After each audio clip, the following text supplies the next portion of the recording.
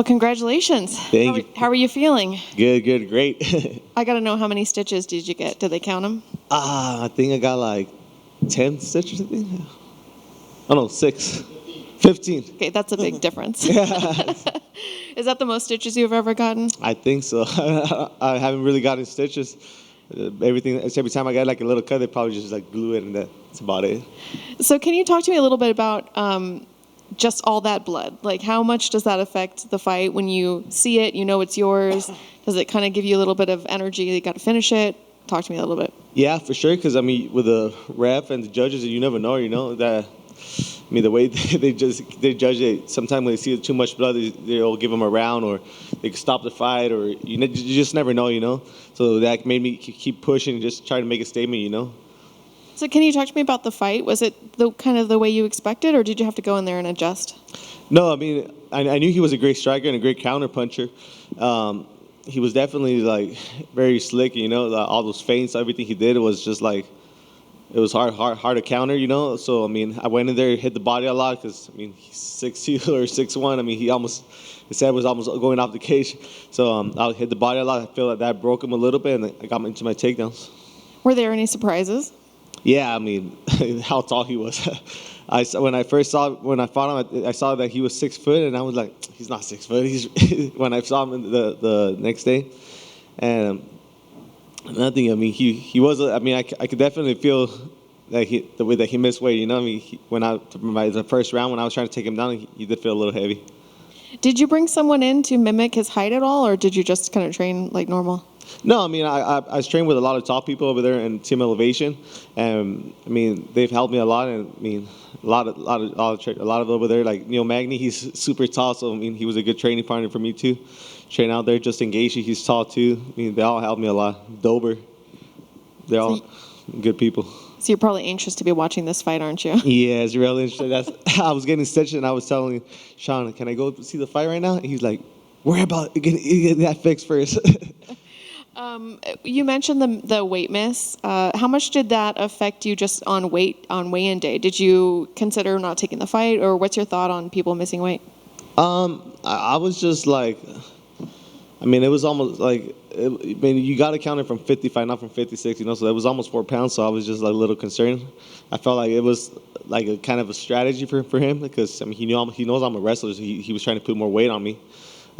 So I just didn't appreciate it, you know, but at the end of the day, I was like, man, I train with tall people like that. I train with welterweights every day in the gym. I mean, I remember I took up, like, let's not even ask for anything else. Let's just go in there and fight. And I mean, Cub was a big part of it, because he told me, like, you got to go out there and make him pay. Like, you got now more motivation, more fire in you to do it for your family. And I mean, Cub, I talked to Cub backstage, and I told him, like, thank you for always pushing me and making me do the right decisions. What about I don't know what you want to call it, squabble at the end of the fight? We had somebody back here, so we had the sound off, and I didn't hear what happened. Was there something that happened at the end, or what was that about? I was just a little misunderstanding. I mean, when I was on top of him, I felt like he kind of like pushed me off.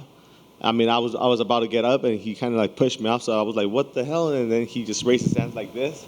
And when I see the video now, I don't know if he was asking for a hug or something, but when he threw his hands in the air, I was like, "Whoa, hell!" Like, if you step on my bubble or something, I'm gonna start punching, you know. And looking at 2022, what was your highlight?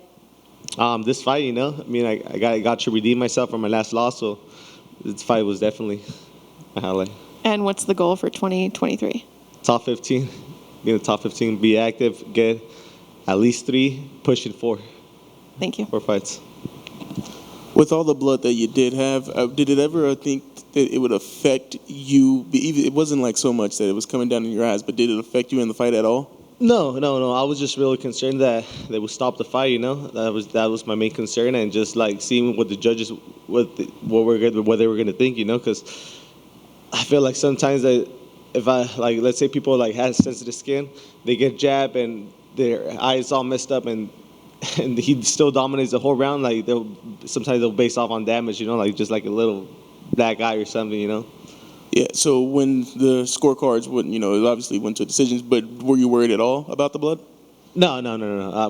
After, I mean, I didn't know if I won the first round, but the second and third, I was like, I for sure won those. I mean, I dominated. I felt like I drowned him. That's all I got, man. Thank you. Thank you. Rafa, felicidades con el triunfo. Muchas gracias, muchas gracias. Obviamente todo el mundo está hablando del caso porque estuvo sangrante la pelea. ¿Cuánto has sangrado así antes en otros duelos y si sí o no fue factor cuando te cortaron con el codo? Una de mis peleas tuvo un corte aquí, pero nada que ver con esto, ¿me entiendes? Sentía la sangre cayendo así, y luego lo sentía que estaba la sangre, se siente la diferencia entre la sangre y el sudor, ¿me entiendes? La sangre es caliente, ¿me entiendes? Sentía la sangre bien calientita y decía, ocupo seguir poniendo el paso, ponerme más trucha y quebrar a ¿me entiendes? Porque pues, con los jueces o con el referee no sabes si te la vayan a parar, ¿me entiendes? Porque es un corte, no era tanto el corte, era una parte muy escandalosa nomás, más que nada. De acuerdo. El peso, obviamente sabemos que tu oponente falló. ¿Fue algo que le dio ventaja? ¿Lo sentiste? ¿O pues ya vas a pelear, no importa la verdad? Sí, la verdad sí se sintió un poquito más pesadito, ¿me entiendes? Y yo siento que fue un poco de estrategia porque algo que no entiendo yo es cuando llegas al pesaje y sabes que estás arriba, no llegas y te pesas y te vas y te tomas un trago de agua, ¿me entiendes? So, él va, se sienta, se pesa y cuando se pesa no intentó cortar más, no intentó hacer nada más por dar el peso, ¿me entiendes? So, llegué a un punto, ¿me entiendes? El Cup me dijo, hay que tomar la pelea y hacerlo pagar y fue lo que hice, ¿me entiendes? Me acuerdo que llegué a un punto y le dije, Cup, no hay que pedir nada ni lo que sea, ¿me entiendes? Vamos a ir a pelear, ya le invertimos bastante en este campamento, vamos a salir a ganar y lo vamos a pagar mañana.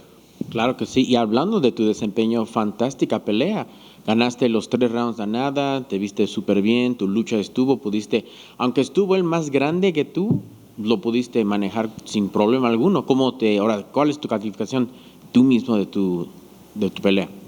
Pues, estoy contento que gané, pero obviamente me hubiera gustado acabarlo, ¿me entiendes? Sentí que golpearle al cuerpo fue lo que lo quebró bastante, porque si me fueran ganado caer el pie en la cabeza estaba bien altote.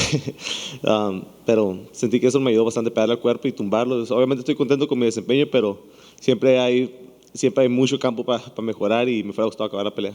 De acuerdo. Y cuando terminó la pelea, nos acabas de explicar en inglés, pero por favor en español, ¿qué pasó cuando se vio que querías el cuarto asalto y ahí estaban cara a cara y todo se prendió? Sí, la cosa es que dije, pues no diste el peso y llegas y cuando estoy arriba de ti, cuando se acabó el round y sentí como un poco de presión para enfrente, así como que me apuchó y me levanté y me le quedé viendo y él alzó sus manos al aire y cuando alzó sus manos al aire pues dije, no, pues de donde yo soy cuando haces eso es que quieres seguirlo, ¿me entiendes? Y pues, me calenté, no lo debería haber hecho, de hecho una disculpa a toda la gente que miró eso, no está bien, ¿me entiendes? Es un deporte. Pero pues en el momento somos humanos, ¿me entiendes? Nos calentamos.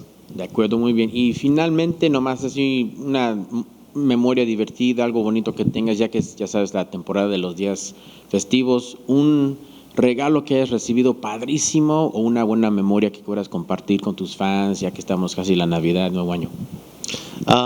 Pues nosotros en mi familia somos muchos de caballos, ¿me entiendes? Y le acabo de comprar su primer caballo a mi hijo. A mis hijos le compré un potrillo y es algo muy bonito para mí porque va a crecer con él, ¿me entiendes? Estamos muy contentos con eso y es algo bonito para mí, ¿me entiendes? Mucha gente a lo mejor no lo entiende, pero para nosotros es como que algo muy satisfactorio para nosotros. Qué bonito, men. Felicidades. Sí, muchas gracias.